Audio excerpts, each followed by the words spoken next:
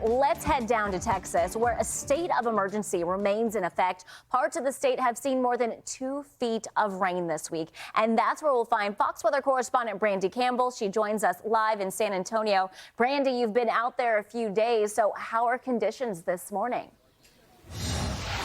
Yeah, good morning to you, Melanie. Well, folks, today is going to be another day of cleaning up, but also some areas are still on alert for river rising that could lead to flooding here in Texas. But just to overall recap our viewers, it's been a destructive day or week, I should say, after back-to-back days of rain as we started off this work week. We had numerous flash flood warnings and about a dozen flash flood emergencies issued as cities like Uvalde, Texas, received over 2 feet of rain in just a few days. Catastrophic flooding began as rivers, creeks, and streams began rising, flooding roads, sending water into homes and businesses.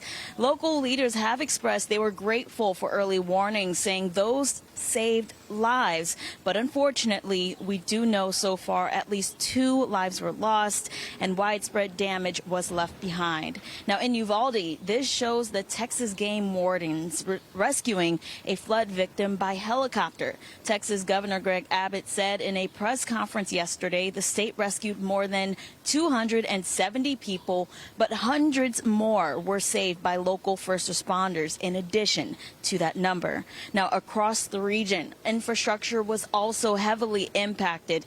Again, in Uvalde, one of the hardest hit, the Farm to Market 481 bridge over the swollen Nueces River collapsed due to the flooding. You can see a chunk of the bridge missing as water surrounds it.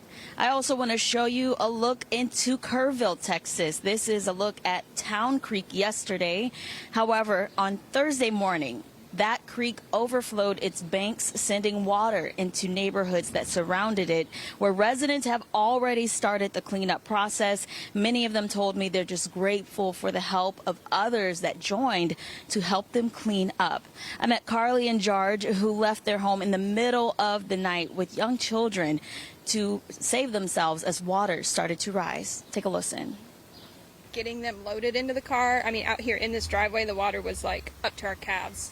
So if we had been like 5 more minutes, we probably wouldn't have been able to get the car out of the driveway. Yeah. But we did, thankfully. Yeah. And there's more stories, of course, in addition to theirs. Their entire neighborhood, they had to evacuate, trying to seek higher ground.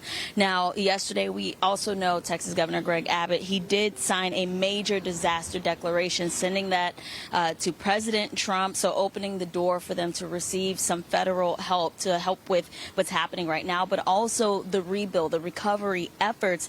And so that will cover 28 counties, and they can add more if needed. He also mentioned they are not done. The concern continues because we know the water is going to continue going downstream. And so he pointed out there are rivers like the Nueces River, about 2 or so hours south of where we are, that are expected to hit major flood stage over the weekend and even going into next week.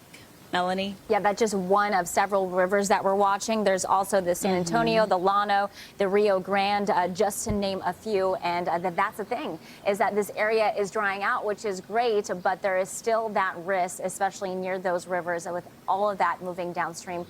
Just a whole lot of rain that fell this week. We appreciate your reporting, Brandy, from San Antonio.